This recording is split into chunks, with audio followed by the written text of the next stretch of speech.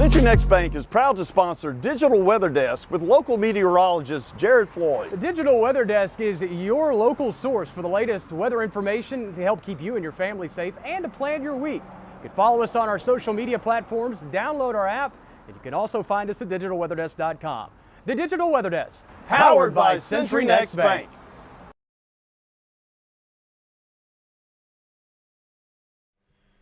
Hey everybody, good morning and welcome to the Digital Weather Desk powered by Century Next Bank. I'm Jared Floyd.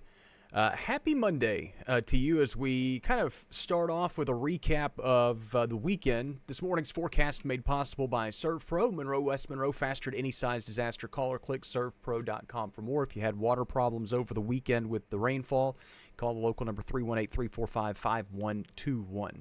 Across the region, we obviously ran into some thunderstorms through the day through the nighttime hours, Saturday into early Sunday. And some areas saw some pretty heavy thunderstorm activity with some wind gusts and even some tornado warnings. And then from I-20 northward, it was just general showers and thunderstorms. But we did confirm a tornado. National Weather Service Shreveport Storm Survey teams were in Grant Parish yesterday, confirmed an EF0 tornado. Was on the ground for about a half mile or so from about 8:44 to 8:45. So it wasn't on the ground for an extended period of time. Just east of the Red River and west of State Highway 8, and then that tornado lifted just east of Highway 8 there in Grant Parish. So that is probably going to be the only tornado we confirm in our area from this particular complex of storms, but still just a recap and wanted to kind of bring that to you. Check of I-20 this morning as fog is an issue for some. It is not an issue along the interstate. Everything seems to be moving smoothly as we approach the 8 o'clock hour. And a look at visibility across the area. It's down to 0 in some spots across southern Arkansas, Camden, El Dorado, Magnolia, all checking in with limited visibilities, as is the Shreveport-Bossier area, Natchitoches. So if you're traveling west, at least for the next hour or two, I would expect visibility to be somewhat limited. And there is a dense fog advisory. Dense fog advisories are always tough to see because they're in gray, and it's a gray map background, but whatever. They're there. You can see the difference across northern Louisiana and southern Arkansas. That dense fog advisory out until 9 a.m. this morning. It is a chilly start. Many spots have fallen back into the 30s across southern Arkansas and far northwestern Louisiana. Homer's at 38, El Dorado's at 37. Meanwhile, Monroe's at 50, Natchez is at 50, Jean is at 47, and Greenville's at 49. So a wide array of temperatures to start the morning off across the ArkLaMiss this morning. Dew points, the air's pretty saturated at this point. That obviously leads to the fog problems and things like that. But setting up for a pretty quiet week across the region. Winds are fairly light and should stay that way at least through the early parts of the morning this morning. Again, don't get it twisted. It is a very, very quiet week ahead, and unseasonably warm temperatures seem to be headed our way as well. Louisiana Cookers joining us on YouTube this morning. June, good morning. Thank you so much. Happy Monday, and thanks for joining in. Day Planner made possible by Monroe Chamber of Commerce and Leaders of Change. Learn more at monroe.org. Mostly sunny skies, a little on the cool side, probably getting to near 60 by lunch, and then mid to maybe the upper 60s this afternoon. Temperatures are a tough call today. Not that there's anything dramatic, but some spots could be in the mid 60s, some could be in the upper 60s, just depending on location. Collins, good morning. Thank you so much for joining in. Randy, good morning. Yeah, and he says certainly called it last week about the risks south of I-20. When a meteorologist feels the need to take a victory lap about how accurate the forecast was, one, you're reminded of all the ones that you get wrong, and two, you also have to give credit where credit's due. The data was very insistent on where we were expecting the best severe weather ingredients over the weekend, and so. If you want to give a thumbs up to the meteorologist, that's cool, but you also have to give a thumbs up to the data that they're using, because that's also critical in knowing what the heck's going on in our atmosphere. Joe, May, good morning. Thanks so much for joining in. Infrared satellite shows nothing across the area in terms of significant cloud cover. There are obviously some low clouds out there. In fact, as you take a look, they're kind of subtle. But in terms of thick cloud cover, I really wouldn't expect to see a lot once they get the low clouds out of here this morning. And you can see them. They're tough to see on the infrared satellite, but they are. It's a faint low cloud deck that's just blanketing the region, and the clearing doesn't happen until eastern Texas. Infrared satellites and subtle low clouds are really, really tough to see sometimes, but they're there. And again, they'll be pesky this morning, and then we should see some sunshine as we go through the midday hours and the afternoon. Those low clouds shouldn't hang around for too terribly long. All right, so let's take a look at the radar made possible by Brown's Roofing. Nothing doing. And the radar is likely to stay clear through most of this week. Futurecast shows as we set the stage over the next couple of days, high pressure retreats eastward, allows for the southerly return flow tomorrow, and that could lead to some increased cloud cover during the morning hours, maybe some fog or things like that tomorrow morning as well. I wouldn't expect it to be as big of a problem as it is this morning, but I would expect the low clouds to be present again tomorrow morning as well. Weak cold front approaches the area Wednesday. Nobody really makes that big of it doesn't make that much of a difference for anybody. In fact, we're a little bit warmer for Thursday. We bring another boundary in Thursday afternoon. That could stir up a shower or two. That front stalls, so we continue to stay warm, at least for parts of the area through the day on Friday. But Friday sets us up for some areas to be cooler to the northwest and warmer to the southeast. And what I mean by that is perhaps 60s, low 60s or mid 60s across southern Arkansas, while portions of the mid-Mississippi Valley perhaps get hung up in the low to mid 70s. So a good 10 to 15 degree, maybe 20 degree difference in temperatures across the area. Joe, Ricky, Rita, Janice, good morning. Thanks so much for joining in. And that's really the week as it's told by the Futurecast, which is made possible by Bayou Power Sports, I-20 Frontage Road in Monroe. It is a pretty quiet week across the area. Now, temperatures, as I mentioned, are a tough call today. Really depends on sunshine and wind direction. We do expect the sun to win over as we go through the day, and winds will be out of the southeast. But how strong those southeasterly winds are will lead to how warm we get this afternoon. We were expecting earlier in the week to maybe be near 70 degrees today. It is looking more and more likely that we're going to get hung up in the well into the low to mid 60s. Some spots will see the upper 60s, but it'll be kind of a cool day, all things considered. Janet, good morning to you. Thanks so much for joining in from West Crossett. High temperatures tomorrow on the back of those southerly winds continue to get warmer, back to near 70 degrees for your Tuesday. Midweek, mid to upper 70s, low 70s across southern Arkansas. Thursday, we continue that warming trend with a weak front approaching the region. That compresses the air a smidge, so that probably pushes a lot of areas back to near 80. And then, as I mentioned, that cold front moves into the area Friday, and it could lead to a wide array of temperatures, anywhere from the mid-60s to the northwest to the mid to upper 70s to the south and east. So, again, that's a long way out between now and then, so we'll watch the forecast because there's a good chance that front makes its way all the way through the area on Friday, and we're all cooler, or the front stalls to the northwest and we all stay warmer for Friday. So still some uncertainty there. A check of the upper level winds, and if you're looking for a big, significant storm system, I don't really have a lot of news for you, at least in our area over the next short term. We're embedded under a ridge of high pressure, which is going to continue to bring sinking, compressing, warming air to our environment. But as we set the stage for the next week, we do see some stronger jet streaks in the mid-levels of the atmosphere and some pretty potent winds. You can see this stronger conveyor belt of winds across portions of the central United States carrying subtropical moisture, but it really keeps it streaming into the Ozarks and the mid-Mississippi Valley. Keeps most of our area away from the more impactful storm systems. This is that Wednesday cold front, which will move through the area with little to no fanfare for our region.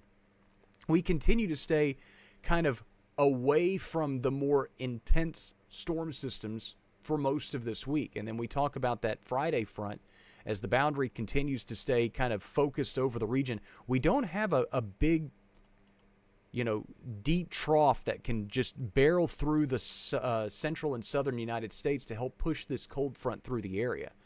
Most of what we see in terms of winds and larger storm systems really get hung up with a larger ridge of high pressure out over the far western Atlantic. So as this ridge still sits here, then it's going to keep all of these storm systems kind of suspended to our northwest through most of this week. Keeps us warm, keeps us relatively dry.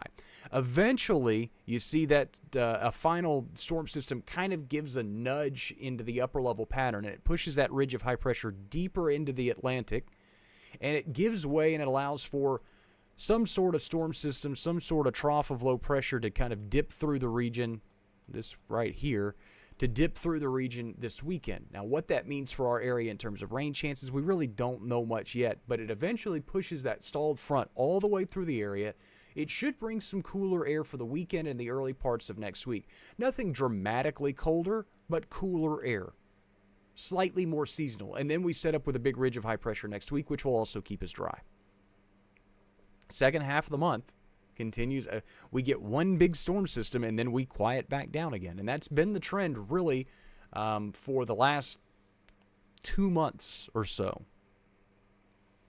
Evelyn, Tim, Rebecca, Jan, Susie, good morning. Tim says as long as the ice stays away, it's all good.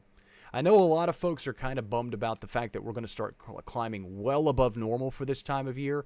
But I wouldn't say winter's completely done. I think we have some shots of cooler air headed our way. We still have the opportunity to maybe drop below freezing here or there again at some point. When that's going to happen, I don't know, because it's not going to happen anytime soon. But I wouldn't just completely just cancel winter yet. I still think we have some shots of cold air headed our way eventually. Mid-60s for highs today. Upper 60s are not out of the question. Lows tonight, upper 40s to near 50. Clouds increase. Winds will stay light out of the south-southeast. Some spots could fall back into the mid-40s. Yeah, Tonya, she says ice storm of 21 came in the third week of February. That is correct. But it was also with a big shot, a big punch of cold air. And for folks that remember the ice storm that came through last month, that was in a stretch of prolonged cold air, right? We needed to get the cold air in place before we brought the moisture in for any kind of winter weather episode. We're not even close to freezing. And that's the other thing that you have to take into account is we're not even trending in the right direction for any type of winter weather episode. So that, again, every year is different. And so in all fairness, we had the ice storm in the third week of February of 2021. We had our ice storm this year in the end of January. So there are no assumptions that winter will return. I think it will. It just is from a meteorologist standpoint, and the fact that it's mid-February, and we still have the rest of February and March, and those months can be still very tumultuous and weird. I don't think we're just completely done, but I do think eventually some colder air returns to the region. So as you look at the 7-day forecast made possible by 3B Hardware, if you have delusions of grandeur of heading south for Fat Tuesday, whether it be to Lafayette, which is the much more family-friendly South Louisiana Mardi Gras, if you've never experienced it, highly suggest it, or which most of their festivities were ongoing this weekend. Or if you're headed to New Orleans or one of those areas, it'll be warm and dry. Low 70s for Fat Tuesday. Ash Wednesday near 80. Same story for Thursday. We worked the rain chances back in Friday, Saturday. Again, with the front stalled across the area, assuming that it eventually finally gets a nudge by the end of the weekend. And that, again, brings us cooler air, but not colder air. Mid-60s for highs by Sunday with morning lows back in the 40s. And that is where we sit on this Monday, February 16th. Linda, Bethany, Melinda, Becky, thank you so much for joining in.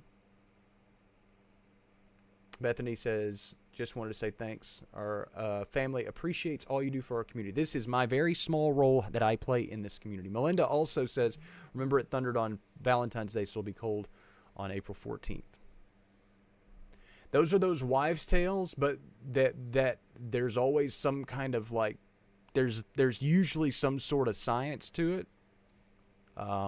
It usually has a lot to do with patterns and things like that. There were a lot of old wives' tales before we knew about La Nina and El Nino patterns and all those types of things. And to be honest with you, a lot of the old wives' tales that tend to oftentimes be true are oftentimes rooted in some sort of science that we just didn't know about back in the day.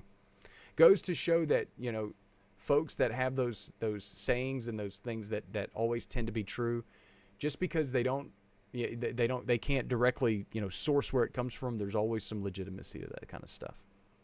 Betty, good morning. But Bethany, thank you so much for what you said. Again, this is my family's very small role, and I say it my family because they make the sacrifices too. But this is our family's very small role in our community of how we can help people and how we can, serve our community. And so that's what we do. And Saturday and Sunday, hanging out with you guys for 4 hours is part of what this community is all about and what this platform is all about. Giving everybody somewhere to go when the weather gets bad. We did that during the ice storm. We did it during the storms on Saturday night. And that's our plan to do it all the time. Anytime the weather gets bad. Upcoming content, next live stream will be midday. It will be our last live stream of the day. In all fairness, I promised my wife and I promised myself that when we had bad weather and then the weather gets quiet afterwards, that I would try to still find the work-life balance. Essentially, if you work for a bunch of hours, make sure you take a couple hours off here and there when you can. So, while my wife's out of town and my mother-in-law comes in tomorrow, so I'm solo with the kiddo tonight. We've got Bot here to help babysit tonight. Our friend Betsy, she's awesome. So our community is going to be, in flux over the next couple of days. My wife will be back in on Thursday. She had to go out of town for work. So I'm going to take the afternoon or the evening stream off. No evening stream because, to be honest with you, there's not a whole lot happening in the forecast. It's going to be very quiet this week until the end part of the week when we work the rain chances back in. So our last live stream of the day will be midday. And that's pretty much a look at the forecast on this Monday, February 16th. Today's my mother-in-law's birthday. Happy birthday, Mimsy. Tomorrow is my brother's birthday. Happy birthday, Brian. Lots of February birthdays. I'm a July birthday. Which always stunk as a kid because nobody came to your birthday parties because everybody was out of school and on vacation. I don't know how I got this here, but here we are. I don't know why that happened. Anyway, that wraps up the forecast. Again, I'll join you midday. Too long didn't read set for 9:30. Thanks so much for stopping by the Digital Weather Desk, powered by Century Next Bank. Forecast is always available at digitalweatherdesk.com and on the Digital Weather Desk app. If you have time today and you want to thank our local business partners, I suggest you do so because they make all of this possible. Thanks so much for stopping by. I'll check in with you midday. Enjoy your Monday, everybody. My name's Chris O'Byrne. I'm with Brown's Roofing. There's a common misnomer in the insurance restoration industry that taking an insurance claim start to finish is similar to remodeling a bathroom. Well, in fact, there's a lot of red tape on the process. Sometimes major adjustments are needed to be able to get the work done and get the work done right. It is very important for an educated representative to get with you today and walk you through this process start to finish. Your peace of mind is our top priority.